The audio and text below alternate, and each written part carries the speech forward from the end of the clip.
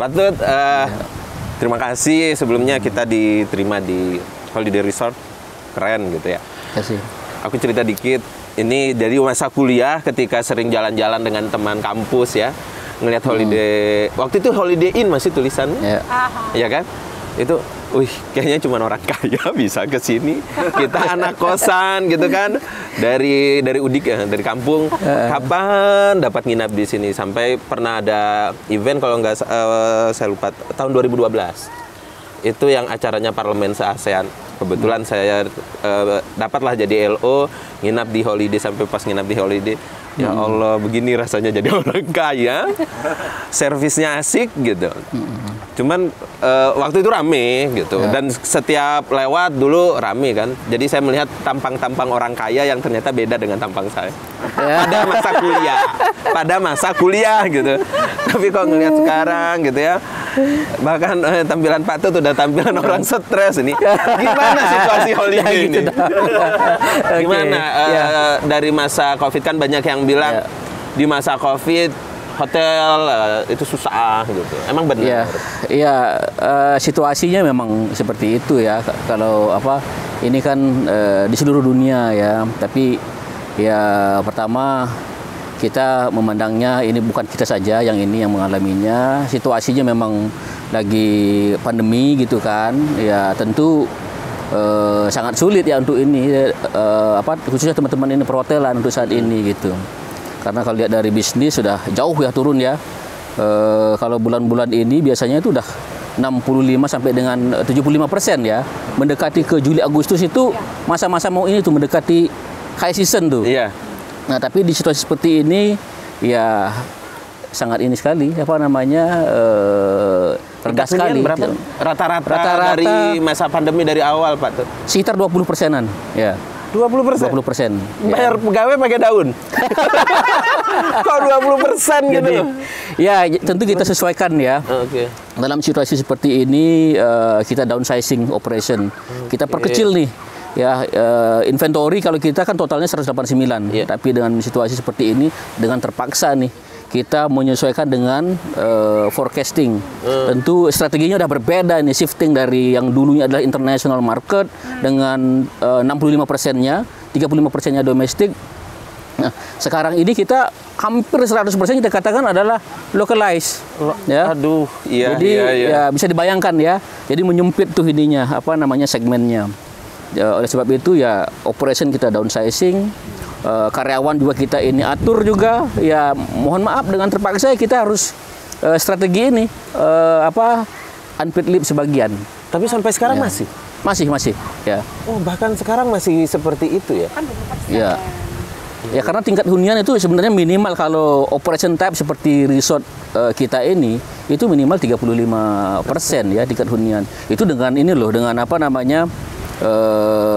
rate pricing yang hampir normal, apalagi dengan yang kayak sekarang. Bisa dibayangkan tuh kan bagaimana kita berjuangnya untuk bertahan ini gitu. Dan kan sekarang udah mulai dari Februari ya, vaksin segala macam itu belum bisa upgrading tingkat hunian. Ya sejauh ini sih masih belum ya. Karena kita lihat kan vaksinasi ini juga belum menyeluruh kan. Jadi herd immunity belum kan secara keseluruhan Indonesia, termasuk teman-teman yang di pariwisata juga masih belum semua ya kan tervaksinasi. Ininya kredibilitasnya sudah ada, orang mulai sudah makin yakin. Selain vaksinasi kan juga kita menerapkan itu tuh CHSE itu prokes gitu kan. Itu kita sudah jalankan ya. Nah, kita luncurkanlah program-program staycation. Ya, yang seperti tadi dibilang dulu cuman orang-orang kaya nih yang bisa masuk hotel kan? Iya. Nah, sekarang ini kesempatan juga teman-teman yang lokal. Ya, mumpung harganya lagi digila-gilain ya. Gila-gilain. Pokoknya harga suka-suka udah ada. Iya benar. Nah, tapi saya coba ke Mbak Ingu ya. Sebagai pengusaha di bidang travel ya, travel agent gitu kan. Kan nggak harus orang nginap di hotel toh? Iya. Berarti Mbak Ingu jauh lebih enak dong dibandingkan dengan hotel? Enggak juga. Oh, kena juga? Kena juga. Artinya gini, maksudnya apalagi ini udah setahun lewat ya. Iya. Yang kemarin itu sempat berpikir waktu di akhir 2020 karena ngarepin si MotoGP itu jadi, adalah bau-baunya kan. Akhirnya kan ke pending. Berarti makin jauh bau itu. Ya, makin tidak tercium gitu kan. Tidak tercium. Kalau dari saya sisi travel agent, bukan oke, tamu saya tidak menginap karena tamu dari luar daerah nggak ada. Jadi seperti Pak Ketut, lokal NTB ini yang kita harapkan. Yang kita kejar ya. Yang kita kejar. Jadi harga paket itu sampai kita udah, yang penting bensin mobil saya kebayar, kemudian guide saya itu jalan, sampai segitunya kita ngejual paket itu. Yang dulunya itu harga itu nggak pernah segitu ya, mau nggak mau. Sama dengan teman-teman hotel kan, akhirnya menghitung net cost-nya aja lah. Ya, yang penting net aja. Iya, yang penting mobilnya jalan. Kan mobilnya parkir terus, nggak jalan. Iya. Ya kan? Jadi benar-benar kita ngarepin dari tamu-tamu lokal NTB. Nah, tapi kan kalau tamu lokal NTB, berarti kan... terima kasih. Ini the best part of holiday, ya Pak Ketut ya. Dan holiday resort aku tahu calamarinya enak. Jadi sering-sering ke sini cobain calamari. Calamari itu yang mana? Jangan aku lah. Ya, yang ini calamarinya. Ini terbuat Cumi. Ini mungkin saya harus diberikan pelajaran terbuat Ya, itu istilah kerennya aja itu loh, ya cumi. Aduh, Bang Tovan. Lanjut Mbak, gimana? Ya, jadi tapi kan sekali lagi kalau fokusnya kita tamu lokal NTB, berarti kita cuma berharapnya di weekend. Senin sampai Jumatnya apa kabarnya gitu kan. Padahal yang dulu-dulunya kalau tamu dari luar Lombok itu biasanya kita di Jumat. Kita tuh di Jumat. Nah, kemudian kalau tamu-tamu dia corporate, meetingnya itu bisa Senin atau sampai hari Kamis. Jadi ya sekarang itu pintar-pintar ngakalinnya aja supaya kita itu tetap survive, tetap jalan. Ya kita buat beberapa paket yang memang harganya itu sudah super murah banget gitu. Senin Kamis gratis gitu ya. Parkir. Aku pikir Senin Kamis gratis, jadi teman-teman bisa cari Mbak Ingu gitu. Tapi harganya udah benar-benar murah kita buat. Jadi sampai seperti itu gitu loh. Kemudian ketika teman-teman hotel membuat harga yang staycation, ya kita combine dengan... yang staycation malah jauh lebih murah nanti ya. Ibaratnya nanti travel agentnya pakai Leko Holiday, nginapnya di Holiday Resort. Itu mantap. Jangan lupa nanti kalau mau di record sama Kick News. Bicara tentang itu, tapi emang sampai sekarang masih ya Mbak juga? Apa sama kayak Holiday atau travel jauh lebih udah mulai gitu kelihatan aromanya? Sama juga? Belum. Jadi kami tuh di 6 bulan pertama pandemi itu masih belum terlalu mikirkan mencoba usaha lain. Oke. Nah, tapi ketika sudah di bulan November ya udah mau akhir tuh, akhirnya kita mulai banting setir nih. Yang punya keahlian buat kue, jualan kue, yang punya sekarang orang lagi booming tanaman, buat tanaman. Kemarin kita buat pameran di mana? Di salah satu toko oleh-oleh yang ada di sini. Seperti itu yang kita akhirnya. Tapi ada teman-teman travel ya, apalagi kan punya aset mobil dan lain sebagainya. Kadang ada juga yang belum lunas. Nah, itu ada pengalaman nggak teman-teman dengan kolektor gitu? Ya kan, gimana Bang Tovan, kan kita kenal teman-teman kolektor yang katanya kerjaannya banyak banget. Dia untuk tell the truth. Jadi gini, kalau yang itu, ya itu dia, makanya itu dirimu bertanya tentang kolektor. Kepikiran? Bukan kepikiran, baru ingat kalau Mei ini relaksasinya udah berakhir.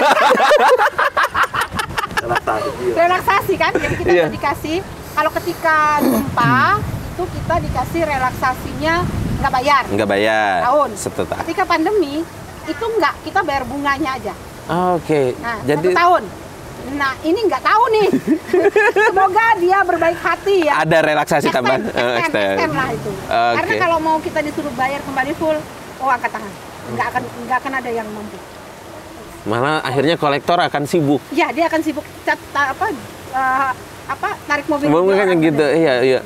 Berarti kan memang butuh situasi semacam strategi baru atau apa, karena sampai sekarang kita belum tahu kapan selesainya. Betul. Sebagai orang yang pernah menjadi staf susnya Kementerian Pariwisata gitu ya, pemerhati pariwisata, dan pernah membawa nama Indonesia menjadi jawara kan di kompetisi wisata halal. Bang Tovan, apa yang Bang Tovan lihat sekarang ini? Sekarang ini? Iya. Baik. Ini kalau kita bicara dengan ceritanya orang dua ini kok susah banget padahal badan sehat gitu loh. Jangan lihat badannya. Aku takutnya badan sehat itu karena stres dan makan terus jadi nggak pernah kerja gitu kan. pertama aku mau coba. Ya, ini kan ini makanan. Silahkan. Ini sebelum aku jawab nih. Oh iya. Kita harus coba beneran nggak holiday resort itu sesuai dengan ini TripAdvisor Traveler's Choice, ya kan? Iya. Nah, dulu bro, beneran nggak nih? Paling sederhana, kita mau tahu kualitas makanan enak atau enggak dari sebuah hotel. Ini menurut orang-orang yang hebat sering ke hotel. Tes dulu yang namanya ini French fries. Iya. Masih Bang, belum berubah. Belum berubah. Ya, maksudnya kan harus pusing. Nah, kita lihat apakah dia bisa lebih enak di sini daripada di tempat-tempat lain. Kita lihat sausnya kita lihat dulu. Iya. Aku nonton aja dulu. Sebenarnya aku jawab. Oke. Sebentar Pak Tut. Kita tidak pernah berhubungan. Kita tidak pernah kenalan. Anda ini acara sulap apa acara apa? Nah, kan? Udahlah, cocok deh. Cocok ya, cocok Pak. Jadi bro, kalau dari resort makan di sini senja. Luar biasa. Oh, minum. Apa kita minum juga? Tapi buat teman-teman yang belum tahu tentang holiday resort ya, di sini ternyata patuh banget dengan prokes, bahkan selalu di-share loh. Ini selalu di-share prokes apa yang harus dijalankan. Jadi nggak salah kalau sudah dapat CHSE. Dan Bang Tovan yang paling sering ribut masalah CHSE. Bahwa itu bukan seremoni. Inilah hebatnya pariwisata. Iya. Kita ini lagi pusing, dying, pusing, dying, ya. Terus dengerin ceritanya Pak Ketut, Mbak Ingu. Iya. Seharusnya ada tisu banyak. Tapi yang terjadi sekarang Kita ketawa. baik. Kita ketawa ya. Iya. Lain kan? 20% bro, 20%, bukan cuma sehari 2 hari, kita bisa setahun. Ini sekarang mau 2 tahun. Iya. Ini bicara lagi, ini mau ditagih-tagih, mobilnya Takut dengan kata. mobilnya banyak, kita mau ditagih, relaksasi sudah selesai. Bagaimana? Ya, Iya. Nah, ini yang saya katakan Pak Tut sama Mbak Ingo ya, bahwa this is waktunya kita berpikir. Ini darurat pariwisata. Darurat atau sudah mati? Kalau saya mau katakan ini, kita bicara dulu darurat. Oh, darurat dulu. Belum mati. Ini masih ada 20%. Masih ada. Ya. Hampir mati. Iya. Ini kita bicara darurat pariwisata. Kalau bicara darurat pariwisata, kita harus yang namanya dokter itu, darurat itu harus ada yang namanya treatment yang emergency, treatmentnya itu harus jelas dong bro. Iya. Dia harus memberikan energi kejutan. Oh, alat kejutnya gitu. Nggak bisa. Harus gitu. Jadi kecepatan, terus ketegasan, ketepatan, ya kan, teknologi, itu kelihatan tuh. Jadi kehidupan kita saat ini di dalam pariwisata itu bisa digambarkan dengan situasi emergency room di sebuah rumah sakit lah. Gitu. Ada yang diinfus, ada perdarahan di mana-mana, colok di sini, bocor di sini, ya kan? Berarti harus kerja banyak pihak juga ya. Jantung bocor di sini lagi. Ini yang saya katakan harus kita treatment. Nah, treatment itu kita harus cari dokter yang paling baik. Ya, dokter yang paling baik itu global standard, teman. Oke. Nah, global standard itu apa? Kita pakai kalau di tourism itu namanya UNWTO. Jadi buku kita, standar kita pergi tuh kiblatnya ke UNWTO. Jangan pakai asumsi kepala kita, nggak usah lah. Ini orang-orang pinter lah di sana itu ya. Bahasa Sasaknya berarti UNWTO. Ya, bahasa Sasaknya. Jadi organisasi pariwisata PBB. Gitu. Itulah ya. Takutnya saya nggak paham loh. United Nations World Tourism Organization. Itulah. Gitu. Iya. UNWTO itu sudah punya standar. Pertama, kalau kamu punya negara lagi sedang pandemi dalam keadaan seperti ini, satu, selesaikan dulu yang namanya kesehatan dan kenyamanannya. Oh iya. Kesehatan bersih ya, sama semuanya itu wisatawan baru mau berpikir untuk datang. Baru mau berpikir. Baru berpikir. Yang tadi dia tunda, oh iya bolehlah nih destinasi negara ini. Kita pikir-pikir dulu ya. Ya, caranya gimana? Benar. Ada vaksin. Ya. Ada CHSE. Itu benar tuh sudah tuh. Ya. Tapi holiday resort sudah vaksin semua? 70%. 70%. Tapi yang front of the house-nya itu semua 100%. Sudah. Jadi yang langsung berhubungan dengan tamu udah 100% tervaksin. Berarti mantap ya? Sudah semua? Ya, kita utamakan itu. Oke. Luar biasa ya? Ya, oke. Ini gimana tadi? Ya, sudah bicara vaksin dan CHSE. Okay. Ya. Indonesia sudah melakukan itu kan? Ya. Negara-negara sudah melakukan itu. Nah, terus yang kedua, setelah ini berjalan, ini lagi berjalan semua kan? Kedua, baru bicara tentang insentif.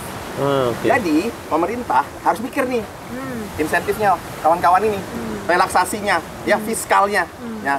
Nah, sekarang kita punya dana hibah pariwisata. Oke, ya. Ini penting nih, ini penting kita harus jelaskan sama-sama semua. Nanti mungkin di acara ini akan bisa menjadi catatan buat kita semuanya. Jadi dana hibah pariwisata itu di era sekarang, pemerintah sudah menargetkan bahwa bukan hanya untuk hotel dan restoran saja. Jadi orang kayak Mbak Inu akan dapat, guide akan dapat, seniman akan dapat, orang media kayak kami? Media? Apa? Media. Media yang mempromosikan pariwisata. Terkait dia. Ya media kami. Kita kan promosi. Nggak kalah loh dengan BPPD.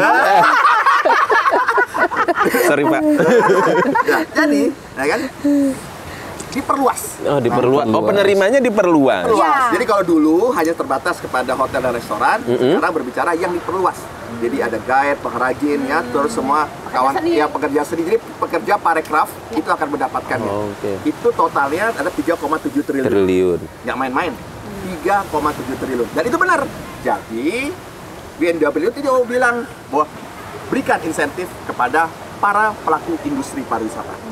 Pastikan bahwa mereka sekuat-kuatnya untuk tidak melakukan PHK. Jadi mempertahankan resiliensinya ya. Oke. Itu benar. Iya. Sekarang kalau sudah bicara vaksinnya sudah, sehat aman sudah, ya kan? Sudah ada CHSE di situ, sudah bicara dana hibah. Nah, yang paling harus diperkuat ini adalah responsibility traveler, travel for tomorrow. Ini yang harus diperkuat. Jadi pemerintah sekarang harus menciptakan destinasi mana yang paling menurut pemerintah direkomendasikan untuk dikunjungi aman, sehat bagi wisatawan. Nah, destinasi itu macam-macam. Apakah destinasi pantai? Apakah desa wisata? Ya, apakah wahana wisata? Ya kan? Caranya gimana? Muncullah istilah yang namanya travel bubble. Tapi sedikit sebelum bicara travel bubble. Baru kemarin kan orang pada asik ya dapat THR, ya kan? Kemudian, wah dilarang mudik nih, gitu. Tapi penyekatan di mana-mana. Nah, ini saya mau ceritain makanya. Oh ya. Tapi kan penyekatan di mana-mana, ujung-ujungnya nggak jadi. Pada ini. Jadi gini. Sebelum itu, makanya saya bilang, ketika berbicara tentang travel bubble, ya, itu mulai dari apa? Dari namanya TCA, Travel Corridor Arrangement. Ya, ini saya bilang harus benchmarknya UNWTO. Travel Corridor Arrangement itu nation to nation. Ya, negara ini antar negara menciptakan perjanjian, di mana kalau warga negara A ke warga negara B, dia tidak aman dan tidak perlu lagi di karantina. Udah selesai. Udah selesai, dia datang seperti biasa gitu. Jadi sudah terbangun responsibility ya. Responsibility di situ. Nah, ini yang harus dijaga konsistensinya. Begitu sudah oke travel koridornya, baru bicara tentang bubble destination, bubble hotel, bubble restoran. Apa bubble itu dalam bahasa sederhananya adalah gelembung, ya kan? Gelembung, jadi kita bayangkan kalau ada destinasi dengan gelembung. Gelembung itu apa? Perisai. Perisai yang menjaga daripada destinasi itu dari pandemi COVID. Artinya apa? Dalam bahasa lebih sederhana lagi adalah pemerintah waktunya untuk menciptakan destinasi ramah COVID. Berarti semua sektor ya, kalau aku lihat hotelnya, kemudian penyedia travel transportasinya, bahkan misalnya kalau harus ke tempat oleh-oleh pun, itu semua sudah certified bahwa mereka menjalankan prokes dengan benar. Berarti. Baik, sekarang terus gini, setelah kita punya konsep seperti itu, kenapa masih ada yang namanya penutupan di mana-mana? Nah, itu dia aku bingung. Penutupan di mana-mana. Ini artinya ada lack of communication, lack of understanding. Ada hal yang tidak sinkron persepsinya. Bahwa kita dibiasakan pemikirannya untuk mencegah pandemi harus menutup tempat wisata. Iya. Padahal kita sama-sama tahu, WHO mengatakan bahwa yang namanya COVID pandemi ini tidak pernah tahu kapan selesainya, benar. Yang tidak ada kepastian selesai kapan. Yang pasti adalah kita harus makan. Ekonomi harus makan. Kita harus makan. Ini 20% harus naik jadi 70% lagi. Ini harus bayar kreditnya. Ini harus jalan ini semuanya. Jadi pilihan-pilihan itu harus dicarikan solusinya, dicarikan strateginya. Apa itu strateginya? Kita harus belajar untuk bisa hidup dengan namanya berdampingan dengan COVID-19. Nah, kalau di hotel, holiday resort, sepengalamannya Pak Tut, bagaimana strategi atau ya pengalamannya Pak Tut lah dengan tim di sini untuk berdampingan dengan COVID? Emang bisa? Ya, tentu ya seperti yang disampaikan sama Bang Taufan tadi ya, kita harus menyesuaikan ya. Sampai kapan ini pandemi ini akan berakhir kan kita tidak tahu. Jadi ya strateginya kita harus bisa hidup berdampingan tadi. Berdampingan dalam artian ya kita harus benar-benar perkuat protokol ini kesehatan dari pertama bagaimana kita mengedukasi internal kita tim ya. Itu rutin. Ya, dari awal memang kita harus melakukan ini nih pengertian kepada seluruh ini tim kita, seluruh staff. Jadi masing-masing departemen head ya tentu dari human resource tentunya ya dari learning and development itu memberikan ini ya pelatihan-pelatihan mengenai pemahaman mengenai CHSE ini. Apa yang perlu kita lakukan, standarnya bagaimana dari pre-arrival sampai dengan post departure itu sangat penting sekali. Bagaimana interaksi proses check-in, kemudian di kamar, di restoran berinteraksi dengan tamu gitu. Dan termasuk juga internal sendiri karyawan ini bagaimana ininya dari dia baru masuk kerja sampai dengan pulang itu diatur sehingga memang benar-benar sesuai dengan standar tadi safety-nya di situ. Nah, setelah itu ya terus-menerus kita lakukan ini audit, pendampingan di operasional ya. Nah, kemarin kan ada berita naik ya terkait dengan Senggigi nih. Yang berkunjung ke Senggigi kalau tidak salah itu 2 orang penumpang bus itu positif. Gimana kalau itu kena di kasusnya Mbak Ingu misalnya, lagi di booking kendaraannya, nggak taunya ternyata ada yang positif. Ya, mudah-mudahan ini enggak ya. Iya. Ya, mudah-mudahan. Karena ini di dalam rangka mereka berwisata. Oh gitu ya. Ya mau nggak mau kalau memang itu sampai kejadian, pasti semua kita pertama harus terbuka ya. Harus kasih tahu. Iya. Mau nggak mau. Berani lapor. Hah? Berani lapor. Kalau dia terbuka, lapor rumah harus berani. Bahwa itu travelnya Mbak Ingu. Iya. Kenapa? Ingat, ini. Nanti orang takut loh, karena takutnya pakai mobil itu gimana? Bukan. Jadi gini. Pemikiran kita ketika pandemi ini adalah jangan egois. Iya betul. Pikirkanlah keselamatan orang lain.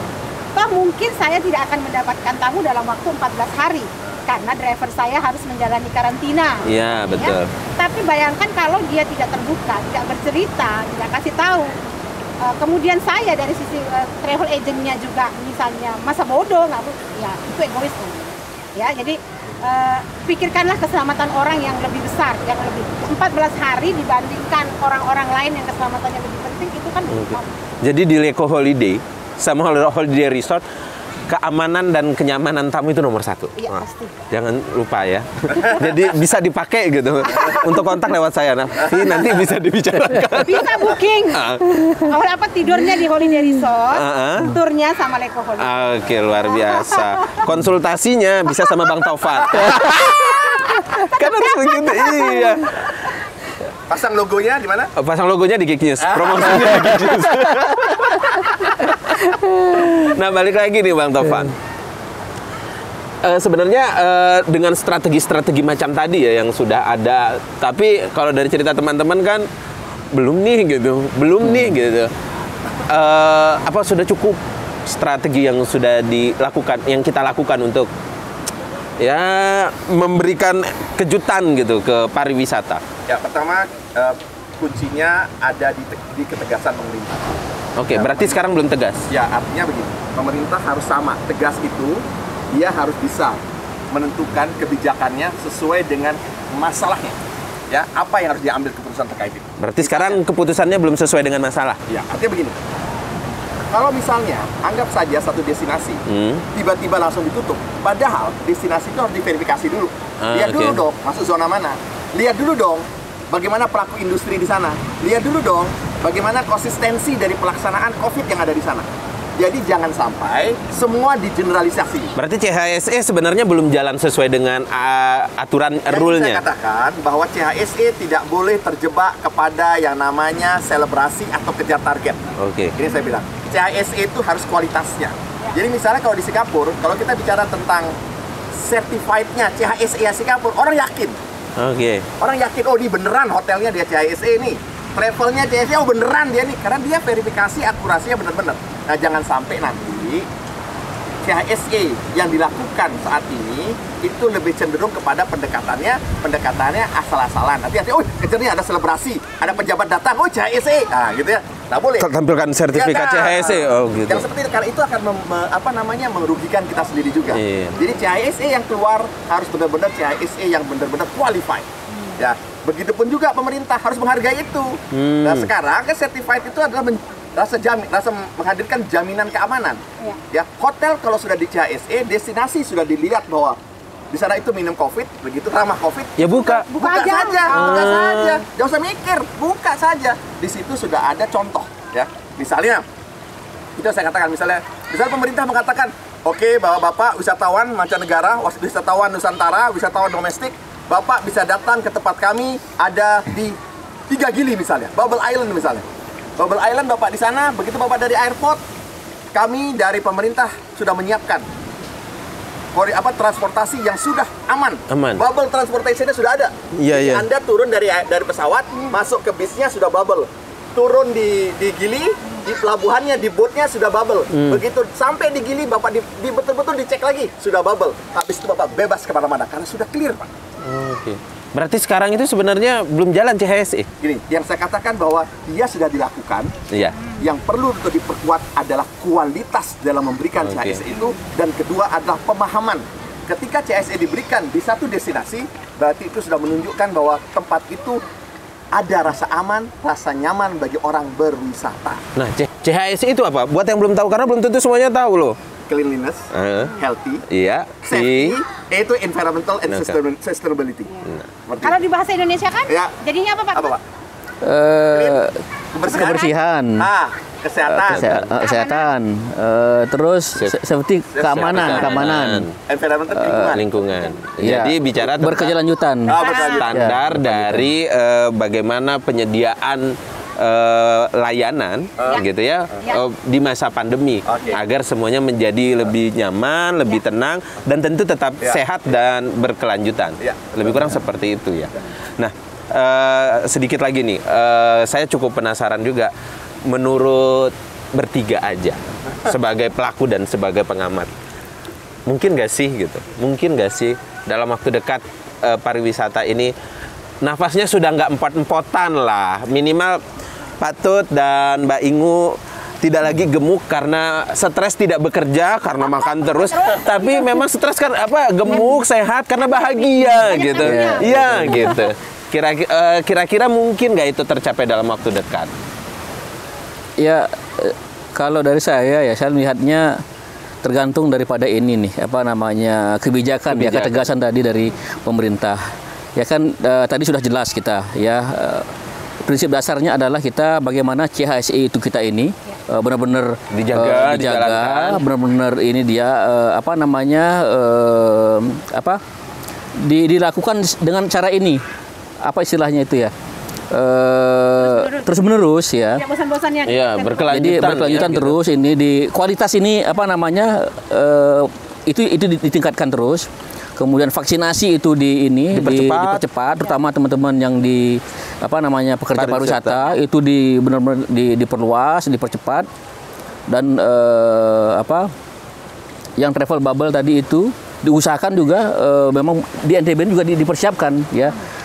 Saya dengar nanti di Gili, Mandalika. Selain itu hotel, kalau kita sih hotel CHSE udah pasti sudah. Kemudian vaksinasi udah mendekati nih. Yang front of the house sudah 100%. Ya tinggal sekarang kita menunggu ini saja ini apa namanya kebijakan yang benar-benar bisa mendukung ya apa yang menjadi harapan ini teman-teman ini industri khususnya di perhotelan kalau kita ya gitu. Kalau Mbak Ingu? Sama saya dengan yang Pak Kutub bilang tadi, tapi maksud saya gini bahwa tindak tegas itu paling enggak gini karena kalau hotel itu mereka nggak ada pandemi itu CHSE-nya udah jalan, ya kan? Harusnya. Sudah. Negara apalagi hotel kelas bintang 3 ke atas itu udah jalan ya. Tegas aja, cuma ada masalahnya adalah di beberapa teman-teman travel agent ini yang masih mandel nggak mau vaksin. Oh iya. Jadi maksud saya pemerintah itu harus tegas. Apakah itu dia travel agent, restoran, ketika dia tidak dimasukkan direkomendasikan. Oh, oke, jadi sifatnya harus mandatori untuk mendapatkan itu benar, ya. Benar. Ya, jadi itu jadi paling nggak itu ya. Karena kan yang utama kita ini kan sebelum kita berbicara promosi ininya dulu nih prokesnya yang memang nggak bisa jemu-jemu, harus terus harus dipush dan harus ada kita itu tipe orang-orang kita nih orang Indonesia maksudnya tipe orang yang kalau tidak ada punishment-nya, tidak ada kamu kalau nggak begini kamu tidak akan mendapatkan ini misalnya, apalagi tadi kan katanya akan ada bantuan untuk pelaku pariwisata kan diperluas dana hibah pariwisata salah satunya itu adalah mereka tidak berhak itu. Oke. Berarti buat teman-teman yang belum tahu, Mbak Ingu ini juga Wakil Ketua Badan Promosi Pariwisata Daerah. Jadi nanti dia yang akan minta mungkin gitu kan, dorong sana, tolong jangan dikasih yang bandel gitu kali ya. Ini kan kalau artinya kita ketika mau mau menyatakan bahwa daerah kita itu green zone atau bubble destinasi seperti yang Pak Taufan bilang, ya harus bersama-sama, nggak bisa sendiri.